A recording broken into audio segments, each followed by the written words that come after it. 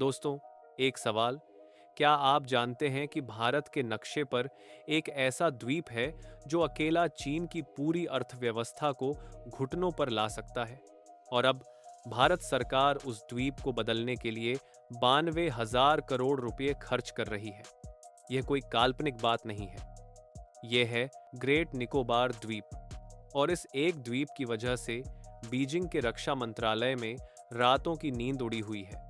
आज के इस वीडियो में हम जानेंगे कि यह द्वीप इतना खास क्यों है, इस पर क्या बन रहा है, किसे इससे डर लग रहा है, और सबसे बड़ा सवाल, क्या यह परियोजना होनी चाहिए? तो चलिए शुरू करते हैं। पहले समझते हैं भूगोल। भारत का सबसे दक्षिणी छोर कहाँ है? दिल्ली नहीं, मुंबई नहीं, चेन्नई भी नहीं। भारत का सबसे दक्षिणी बिंदु है इंदिरा पॉइंट, जो ग्रेट निकोबार द्वीप पर स्थित है। यह वही जगह है जो हमारे स्कूल की किताबों में एक छोटी सी लकीर के रूप में दिखती थी, लेकिन असल में यह भारत की सबसे महत्वपूर्ण और सबसे रणनीतिक भूमि है। अब इस जगह की भौगोलिक स्थिति ध्यान से देखिए। यह द्वीप इंडोनेशिया के सुमात्रा से मात्र 90 समुद्री मील दूर है और मलक्का जलडमरू मध्य से सिर्फ एक 160 किलोमीटर की दूरी पर है। अब मलक्का जलडमरू मध्य क्या है? यह दुनिया का सबसे व्यस्त और सबसे संकरा समुद्री रास्ता है। इस रास्ते की चौड़ाई कुछ जगहों पर मात्र 65 किलोमीटर है। कल्पना कीजिए, इतने संकरे रास्ते से पूरी दुनिया का व्यापार गुजरता है। दुनिया के 40% तेल टैंकर इसी रास्ते से गुजरते हैं। भारत का 60% समुद्री व्यापार इसी जलमार्ग से होता है। अरब देशों से आने वाला तेल, चीन को जाने वाला माल, दक्षिण पूर्व एशिया का पूरा व्यापार, सब कुछ इस एक तंग रास्ते से होकर गुजरता है। यानी ग्रेट निकोबार उस रास्ते के एकदम मुहाने पर बैठा है, जैसे किसी विशाल दरवाजे का सबसे ताकतवर पहरेदार। जो इस द्वीप को नियंत्रित करेगा, वह पूरे हिंद प्रशांत क्षेत्र के समुद्री व्यापार को प्रभावित करने की शक्ति रखता है। अब असली बात पर आते हैं, चीन का डर। वर्ष 2003 में चीन के तत्कालीन राष्ट्रपति हु जिनताओ ने खुद एक बेहद चौंकाने वाली बात स्वीकार की थी। उन्होंने अपने वरिष्ठ अधिकारियों के सामने माना था कि चीन की सबसे बड़ी रणनीतिक कमजोरी यह है कि उसका 80% तेल आयात मलक्का जल डमरू मध्य से होकर आता है।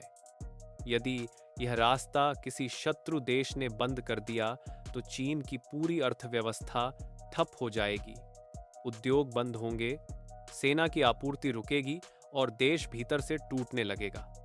इसी कमजोरी को मलक्का की दुविधा कहते हैं। सोचिए, चीन जैसा देश जो दुनिया की दूसरी सबसे बड़ी अर्थव्यवस्था है, जिसके पास परमाणु हथियार हैं, जिसके पास विशाल सेना है, वह एक समुद्री रास्ते की वजह से इतना असहाय महसूस करता है, और भारत उसी रास्ते के ठीक बगल में अपनी जमीन पर खड़ा है। यदि भारत चीन के बीच कभी गंभीर तनाव या संघर्ष की स्थिति बनती है, तो भारत मलक्का में समुद्री नाकाबंदी की रणनीति अपना सकता है। यानी उस रास्ते को इतना जोखिम भरा बना देना कि चीन के जहाज़ों को हजारों किलोमीटर के वैकल्पिक रास्ते अपनाने पड़ें, जिससे उसका व्यापार और ऊर्जा आपूर्ति बुरी तरह बाधित हो। बिल्कुल वैसे ही जैसे ईरान ने हॉर्मुज़ जलडमरू मध्य का इस्तेमाल अमेरिका को बार बार चेतावनी देने के लिए किया है। यह रणनीति बिना एक भी गोली चलाए दुश्मन की अर्थव्यवस्था को पूरी तरह तोड़ देने की क्षमता रखती है। अप्रैल 2026 में भारतीय नौसेना ने मलक्का के निकट एक बड़ा सजीव गोलाबारी अभ्यास किया। 430 किलोमीटर के विशाल क्षेत्र में नागरिक जहाज़ों की आवाजाही पर कई दिनों के लिए रोक लगाई गई। यह कोई साधारण अभ्यास नहीं था। यह बीजिंग के लिए एक सुनियोजित और सुस्पष्ट संदेश था कि भारत की पहुंच कहां तक है और जरूरत पड़ने पर वह क्या कर सकता है। अब चीन की अपनी रणनीति भी समझिए। चीन ने पिछले 2 दशकों में हिंद महासागर में एक व्यापक रणनीतिक घेराबंदी तैयार की है। पाकिस्तान में ग्वादर बंदरगाह, श्रीलंका में हम्बनटोटा बंदरगाह, बांग्लादेश में चटगांव, ये सभी चीनी प्रभाव वाले नौसैनिक ठिकाने बनते जा रहे हैं। इसे मोतियों की माला की रणनीति कहते हैं, यानी भारत को समुद्र में चारों तरफ से घेरना, उसे बंधक बनाना, ग्रेट निकोबार इस पूरी घेराबंदी का सबसे सटीक, सबसे शक्तिशाली और सबसे बड़ा जवाब है। अब बात करते हैं कि इस द्वीप पर 92,000 करोड़ रुपए में आखिर क्या क्या बनने वाला है। यह परियोजना वर्ष 2021 में नीति आयोग ने प्रस्तावित की थी और इसे अंडमान और निकोबार द्वीप समूह एकीकृत विकास निगम लागू कर रही है।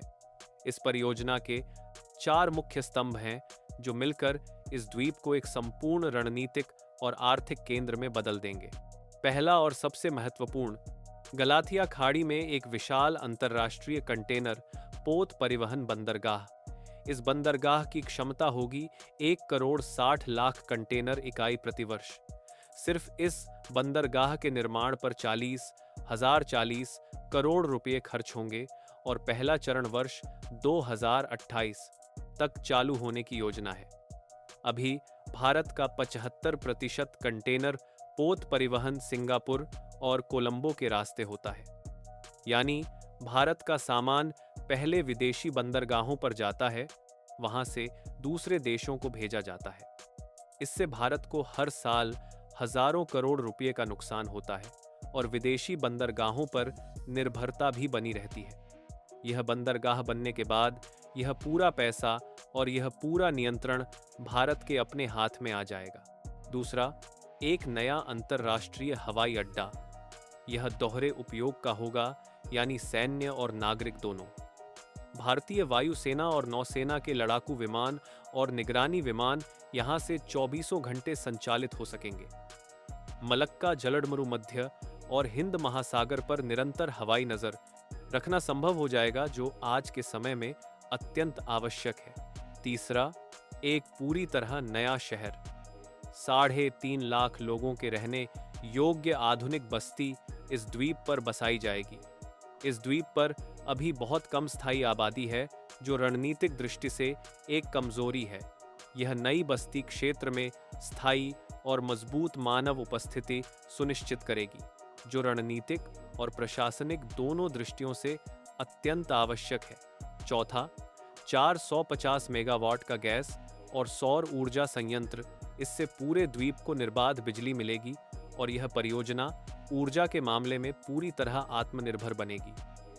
जैसे सिंगापुर आज दुनिया का सबसे बड़ा पोत परिवहन केंद्र है, उसी तरह भविष्य में ग्रेट निकोबार हिंद महासागर का नया व्यापारिक, पर्यटन और सैन्य केंद्र बन सकता है। लेकिन दोस्तों, हर सिक्के के 2 पहलू होते हैं।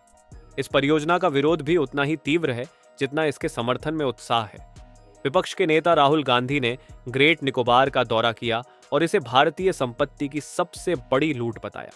उन्होंने सवाल उठाया कि एक संरक्षित वन क्षेत्र को इस तरह क्यों नष्ट किया जा रहा है और किसके फायदे के लिए यह सब हो रहा है।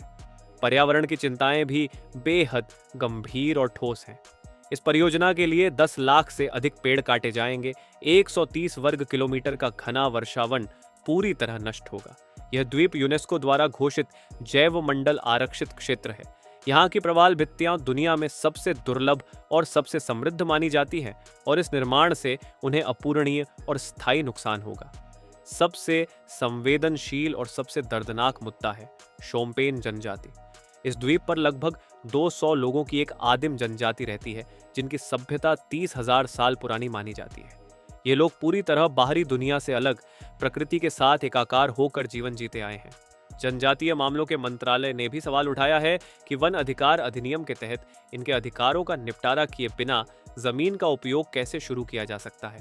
विशाल शहर, बंदरगाह और हवाई अड्डा बनने से उनकी भाषा, संस्कृति और अस्तित्व सब कुछ हमेशा के लिए खत्म हो सकता है। एक और बड़ी चिंता है प्राकृतिक आपदाओं की।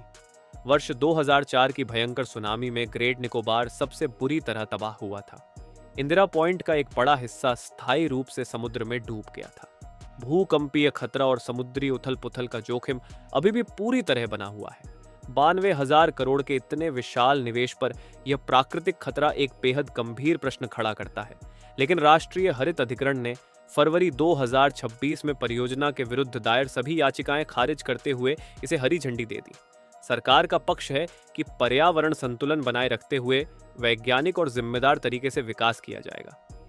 तो दोस्तों, यही है ग्रेट निकोबार की पूरी कहानी। एक तरफ है भारत की रणनीतिक आवश्यकता, चीन की बढ़ती ताकत का जवाब देना, हिंद महासागर में अपना वर्चस्व स्थापित करना और दशकों की आर्थिक निर्भरता से मुक्ति पाना। दूसरी तरफ है पर्यावरण की रक्षा, 30,000 साल पुरानी एक जनजाति का भविष्य और प्राकृतिक आपदाओं का वास्तविक और गंभीर खतरा। यदि कभी भारत और चीन के बीच तनाव बढ़ा तो मलक्का को बंद करना भारत का सबसे घातक और सबसे प्रभावशाली हथियार होगा। ग्रेट निकोबार वह ताला है जिसकी चाबी अब भारत के हाथ में आने वाली है और चीन यही नहीं चाहता। अब आप बताइए, क्या आपको लगता है यह परियोजना होनी चाहिए? विकास जरूरी है या पर्यावरण की रक्षा? नीचे टिप्पणी में अपनी राय जरूर लिखें। अगर यह वीडियो पसंद आई तो इसे अभी लाइक करें, अपने दोस्तों के साथ साझा करें और हमारे चैनल को सदस्यता लेना न भूलें।